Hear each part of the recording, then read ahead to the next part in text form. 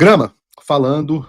Não tinha como eu começar o programa de hoje tratando de outro assunto que não seja a prisão do presidente Jair Bolsonaro.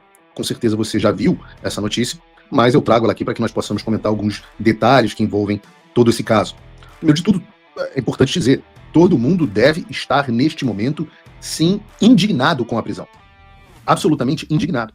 Nós não perdemos a capacidade, não podemos perder a capacidade de ficar indignados, não podemos nos tornar complacentes e falar, olha, só mais uma coisa. Não, o sentimento, se você perdeu a capacidade de se indignar, você já está desensibilizado pelo sistema. Então a indignação, a revolta, é o sentimento correto. Mas há um sentimento que eu acho que a essa altura do campeonato ninguém deveria ter, que é o choque. Ninguém mais poderia estar chocado com o fato de que Jair Bolsonaro foi preso. Pelo menos ninguém que me acompanha, ninguém que assiste ao Paulo Figueiredo Show e acompanha o Paulo Figueiredo.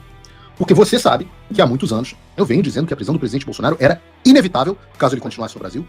E nós já temos tratado aqui a prisão do presidente como um acontecimento inexorável, ao ponto de que para o programa de terça-feira, que é o programa de hoje, que você está assistindo aqui ao vivo, eu na semana passada já tinha deixado a equipe avisada. Olha, na terça ou na quarta-feira deixem um espaço grande, porque a gente não vai ter outra pauta senão a prisão do presidente Bolsonaro. Então, a expectativa que o Paulo Figueiredo tinha era de que o presidente Bolsonaro fosse preso esta semana. A prisão acabou acontecendo um pouco antes do esperado. E o Alexandre sempre traz mesmo um componente extra, né, que aumenta a nossa indignação. Mas no final das contas, não aconteceu nada de fato surpreendente. Eu digo isso porque não adianta fingir que ninguém avisou. É muito fácil agora dizer, não, nós sempre sabíamos. Não. Vejam, por exemplo, em 2022, dezembro de 2022, quando eu participava dos Pingos nos Is na Jovem Pan, você vai sentir muita saudade, talvez, o que eu disse à época. O vídeo, a internet tem memória. Bota aí pra gente, Bruno. O sistema de eleição nesse sistema que tá aí é uma perda de tempo. E 3, claro, ora, a reputação dele vai ser assassinada com prisão e muito mais do que isso. Ele, seus familiares e os seus aliados. Só um pequeno, pra gente não ficar passando aqui do quanto que eu dizia. Eu falava, ora, é evidente que ele vai ser preso. É evidente que a imprensa vai assassinar sua reputação. É evidente que seus familiares e seus aliados serão perseguidos. Vejam, esse vídeo é de antes até do bloqueio do meu passaporte e das minhas contas bancárias.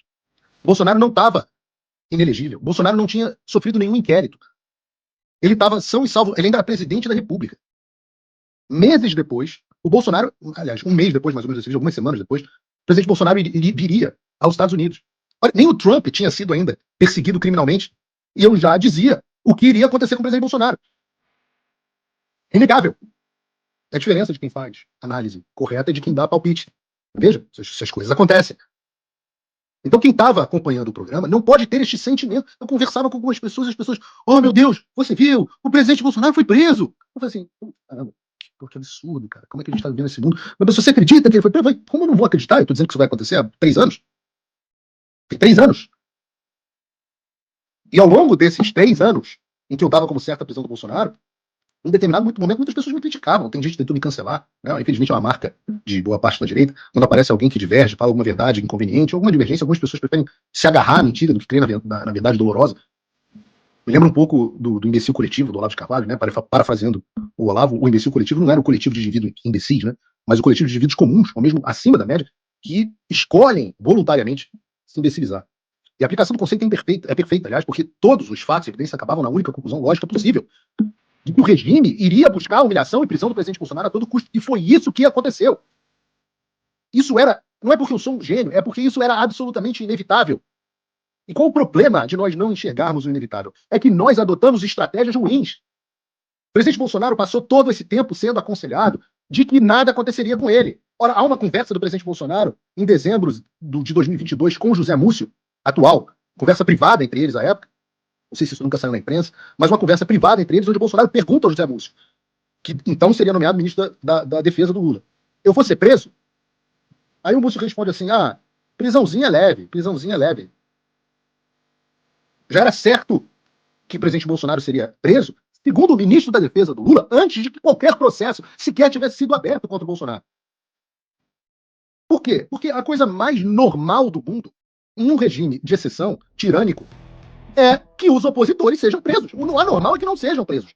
Eu falo isso, eu sou bisneto do general Euclides Figueiredo, que foi preso, não uma, mas 2 vezes pelo governo Vargas. Em 32 e em 38. Em 37, final de 37 a 38. É porque isso é o normal.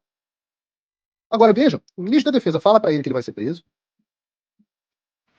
Ele sai dos Estados Unidos, do Brasil, em direção aos Estados Unidos, e você fala, bom, teve pelo menos essa visão. Se não tinha como impedir o golpe do Alexandre de Moraes, se chegou à conclusão de que nada poderia fazer em 2022, eu sempre disse a vocês que eu tenho uma visão diferente, que havia coisas que poderiam ser feitas, mas ele entendeu que não, e ele que estava lá, não eu, veio para os Estados Unidos. A primeira briga que eu tive com o presidente Bolsonaro, o primeiro aborrecimento dele desligar o telefone na minha cara, foi por conta desta questão, onde eu disse a ele que ele seria preso caso ele retornasse ao Brasil, mas infelizmente ele escolheu o conselho do Valdemar, do deputado fulano, do senador Beltrano. E eu me pergunto, onde estão agora estes filhos de umas putas que disseram ao presidente Bolsonaro que nada ia acontecer com ele?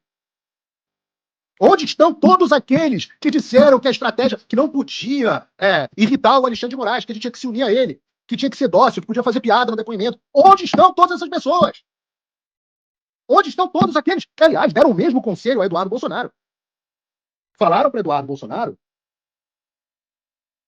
e vamos falar aqui porque o general Heleno e Paulo Sérgio ambos foram presos agora, e a gente vai falar sobre isso.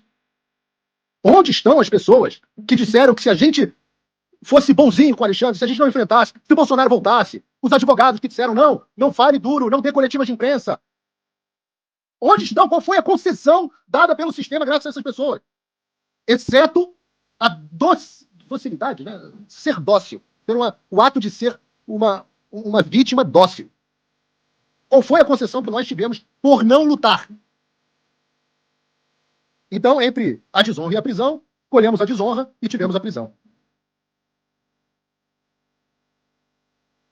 Esse é o momento de reflexão, de botar a mão na consciência e ver quantos, como diz o Churchill, quantos tiranos terão que ser apaziguados, até que a gente entenda que não dá para negociar com o tigre com a cabeça na boca dele.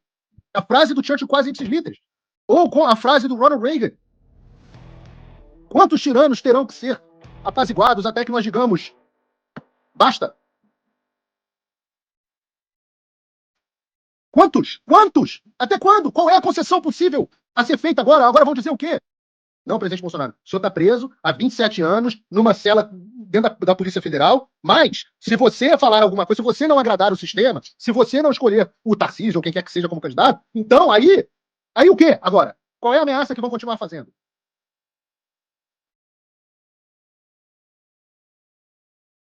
Qual é a ameaça que será feita? Mesmo vale para as Forças Armadas. Vejam, botem aí a notícia, por favor, a notícia do Heleno e Paulo Sérgio preso. Eu vou ler aqui no celular. Não está no meu teleprompter, não. Botem aí na tela. Nesse momento, enquanto assistimos o programa, Heleno e Paulo Sérgio são presos para cumprir pena por trama golpista, diz a Agência Brasil. O ministro Alexandre de Moraes do Supremo Tribunal determinou a execução das penas do ex-ministro do Gabinete de Segurança Institucional, GSI, Augusto Heleno, e Paulo Sérgio Nogueira, ex-ministro da Defesa do governo do ex-presidente Jair Bolsonaro. Generais do Exército e generais de Exército, 4 estrelas, eles foram levados para as instalações do Comando Militar do Planalto, CMP, em Brasília. Heleno foi condenado a 21 anos de prisão e Paulo Sérgio a 19 anos de prisão. Fiquem tranquilos. Deixa a notícia aí na tela. Fiquem tranquilos. Fiquem tranquilos que se a gente não pode ir contra o regime. Porque se for contra, o que acontece? De que valeu pedir na cara não para não estragar o velório? O Alexandre trouxe a 12. Trouxe a 12. Então, o meu planejamento de que o presidente Bolsonaro seria preso hoje, no programa de terça-feira, e de ter deixado a pauta para terça-feira o presidente Bolsonaro tá certo, foi quase que cronometrado. Porque se o Alexandre de Moraes não tivesse determinado a prisão preventiva do presidente Bolsonaro no sábado, ele estaria sendo preso agora. Qual é a diferença? A diferença é só o requinte de crueldade, com o Moraes alegando que havia uma tentativa de fuga, uma possibilidade da tentativa de fuga, e que isso ia ser feito através de uma convocação de uma vigília pela saúde do Bolsonaro e pela liberdade do Brasil. Isso ia gerar um pretexto, uma aglomeração para obstruir a fiscalização das medidas cautelares, e aí o Bolsonaro também rompeu a tornozeleira, e tentou romper a tornozeleira, e que seria como ele fugiria no meio da vigília. Então o Alexandre mandou prender o Bolsonaro por achar que ele era o Ethan Hunt do Missão Impossível, James Bond para os mais velhos. Como se alguém conhecido como o presidente Bolsonaro, e que se encontra no estado de saúde que ele se encontra, conseguisse se infiltrar no meio de uma vigília e simplesmente entrar num carro sem que ninguém da Polícia Federal percebesse. É evidente que essas razões são mentirosas e o que eles queriam era que a prisão do presidente Bolsonaro fosse o seu próprio acontecimento e regida pela sua própria humilhação. E o Alexandre usou um pretexto. É mesmo poético, né? Eu diria até que o pretexto.